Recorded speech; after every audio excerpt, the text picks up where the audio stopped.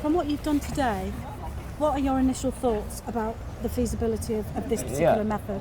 Well, we've been working in beautiful Gordon Square Park, which is flat and attractive space, but ethnographic evidence suggests that these kind of sledges could be used through really quite rough terrain. There's a number of groups up in the Assam foothills, the Maram Nagas, for example, that have taken these kind of sledges and with heavier stones than this, right through jungle paths and over quite rough terrain as well. So it was easier than we expected. We managed to move it with a few less people than I anticipated.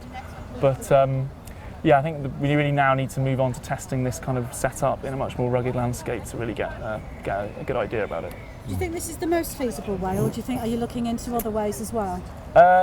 It's a feasible way. I mean, there are archaeological examples of sledges like this. They're from Japan, they're very far away, they're from 2000 BC, so equally much later in time than Stonehenge, but at least we know that prehistoric communities could actually produce and use sledges like this.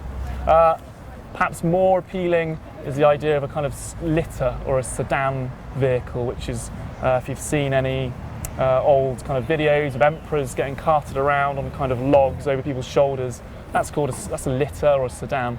And it's very feasible that stones of the size of weight of Stonehenge, bluestones, could have been transported on these litters as well. Of course, there's no reason why sledges couldn't be used for long, sort of flat parts as well. We don't need to maybe focus on just one method. So you think